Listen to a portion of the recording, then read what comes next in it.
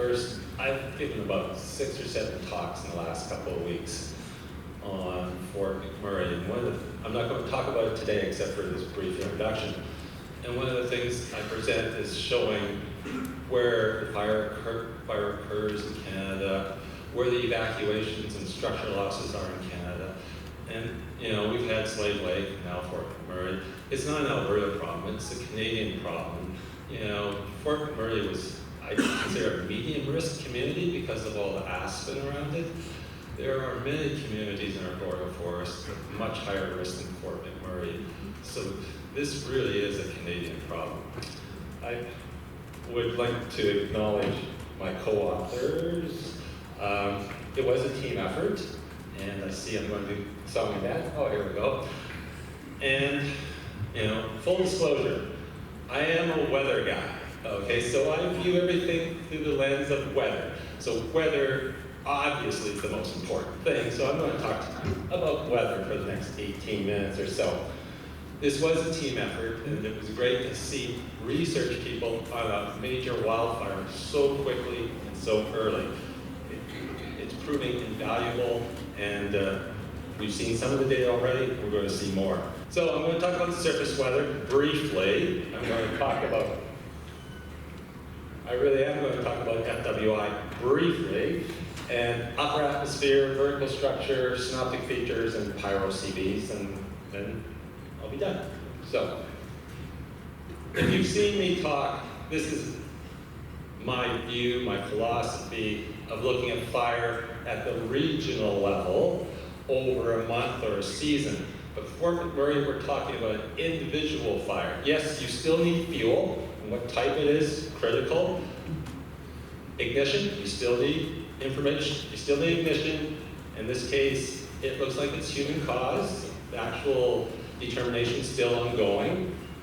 And weather, we like to call hot, dry, windy. But for an individual fire, wind becomes critical. Wind is the thing you want to watch for.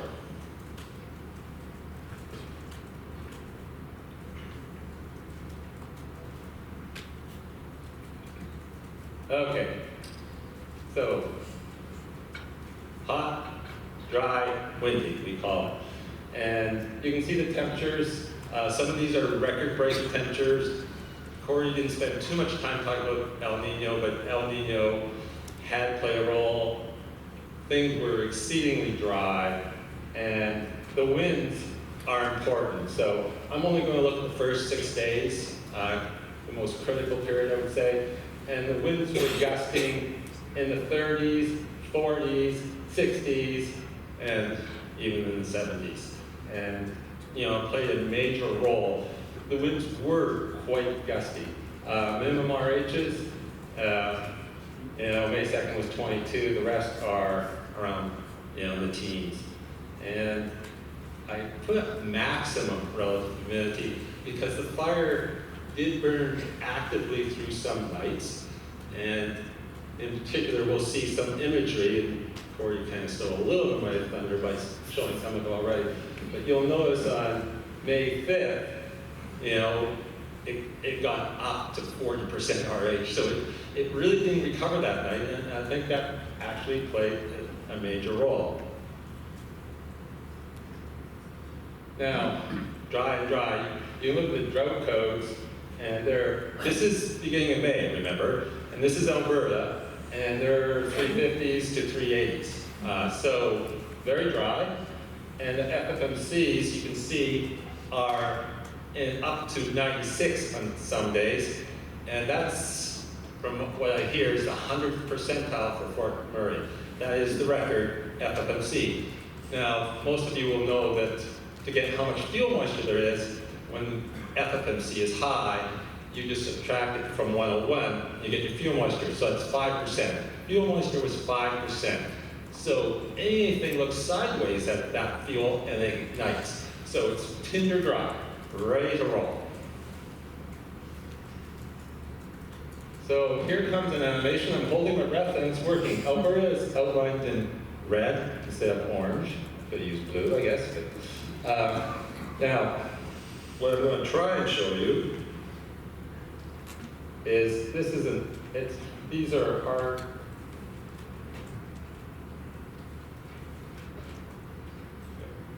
So hopefully you can see. So there's an upper ridge over Alberta. Upper ridges means a warm dome of air. So it's very warm and dry. If you get some wind, then you got hot, dry, and windy. You have way where to go. It's called an omega block because it has a shape like the Greek letter omega. And if it stays there for a while, it allows fuels to dry out, and away you go. Later on, for the weather weenies in the room, there was a Rex block that played a role later in the month of May. So upper air, warm, dry, everything's looking conducive to fire. Now, this is May 3rd, that's the Tuesday. This is the day the fire entered Fort McMurray. And this is the morning sounding, 12 Zulu, that's 6 a.m., Mountain Daylight Time. This is what we call a low-level jet. As a meteorologist, and any meteorologists in the room, alarm bells are ringing. If you see this, you go, whoa, you know, like, speeds were above 70 kilometers, or around 70 kilometers, not very far off the ground. This is Fort Smith, but unfortunately, the upper air density of stations is pretty sparse, but this is the closest station. And they had 70 click winds close to the ground. And you'll recall from a previous slide, it did gust. There's two weather stations right in town at the airport, or at the airport, Fort McMurray, about 300 meters apart. One had gusts to 46 and one had gusts to 72. And at first I thought, oh, that's 72, that's crap. After seeing this, I said, no, that 72 is probably right. The winds were gusting that high. So this is really, you know, there is the potential for gusty winds. Yes, it's above the surface, but now we'll see, this is the vertical structure of the atmosphere from Fort Smith again. And you can see the winds on the right-hand side are, you know, fairly light, and then they pick up as you go up. And what happens during the day is it's a warm, well, it's a hot day, and you have this inversion and it breaks down. And that allows the winds from above to mix to the surface. So those winds that we saw in that low-level jet would have the ability to come to the surface. Gusty, it wouldn't be sustained, but in gusts, it would come down. And so when an inversion breaks down, in a hot summer day, it does. And actually, we have models now to tell you when that inversion breaks down. And that determines how long the fire can burn, because if the inversion breaks down at 10 o'clock, it's important for staffing, because that's when the fire wakes up, and then it can keep on burning. In this case, it kept on burning, you know, for many hours into the next night. So the vertical structure is very important, and it's also important for the development of a pyrocumulonimbus. Now here's the afternoon sounding. It's actually 6 p.m. and temperature is on the right-hand side. I know these diagrams, if you're not used to them, it's hard to understand what's going on. But basically, the inversion's broken down now, and any kind of winds above can mix down to the surface. Okay, so that is not May 3rd, that's May 4th. That's me typing the wrong date. But it is 1500 Mountain Daylight Time, and you can see there's a cold front coming through. And the cold front came through right about 4 o'clock. And the cold front's very important because it causes a shift in wind direction. So the flank of the fire can now become the head of the fire. Prior to this, there was a strong southwest wind, and now it's becoming a strong, it didn't go quite to northwest, it went to west-northwest. And this helped spread the flank of the fire farther to the southeast. So, and in studies of looking at large fire in kind of North America or the boreal, cold fronts feature prominently. About 80% of large fires are often caused by cold front passages. Now, there is an exception, and that's in Alberta in May, where typically many of the large fires are with a southeast wind, a very strong southeast wind, because you have a high pressure, an Arctic high pressure coming down over Saskatchewan and Manitoba, low pressure in BC or the Pacific Ocean. You get this strong southeast gradient with very cool air with dew points that are very low, so it's exceedingly dry. But in this case, it's a classic cold front, more of a summer type situation than a typical Alberta spring. So I'm going to show you a series of Veers images, and they're taken every 12 hours, and the white spots are warm, hot, okay? So the fire will show up once we start seeing it as bright white areas, and you'll see it grow. And it's quite remarkable how well and how fast it grows. Okay, so you can see the white spot, and some of you may have trouble seeing the time. This is May 2nd, and it's in Greenwich. It's 9, so it's about 4 in the morning, okay, just before 4 in the morning, and it's pretty bright. And I will advance, and you can see it's still pretty, and it's growing, and it's growing now. You can see some black there, and that's probably the column showing up, and it's May 3rd, and this is about 2 in the afternoon. That's when the evacuations are starting to roll out.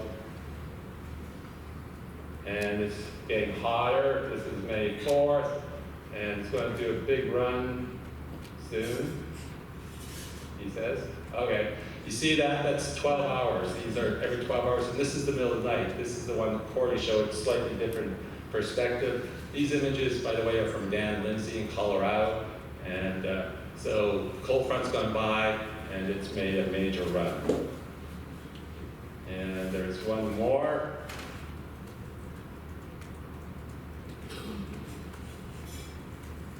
And there's a lot of clouds here, but you can still see the bright perimeter of the fire burning. And this is May 5th in the afternoon.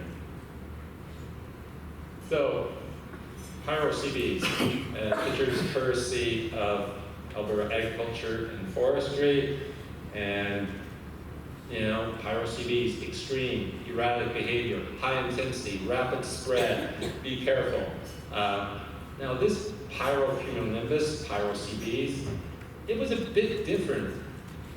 Well, it generated lightning, and that's not different. Many pyro-CBs generate lightning, but the lightning from this pyro-CB started 3 or 4 new fire starts. And that's the first time I've heard of a pyro-CB starting new fires, but that's what happened.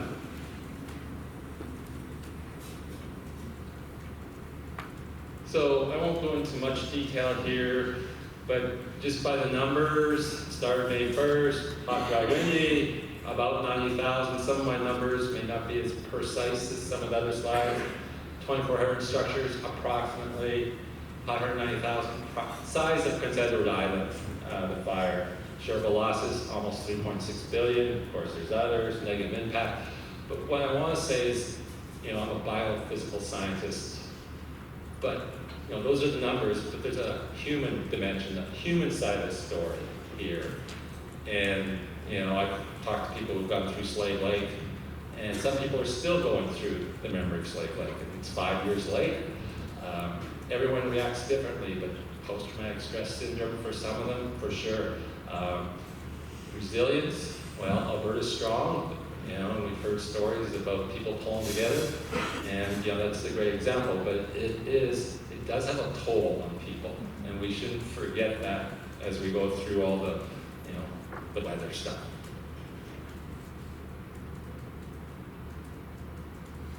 So, resilience. The slide on the top I took in May, towards the end of May, when I was up with Cordy and Brian Weens, and this is just above waterways.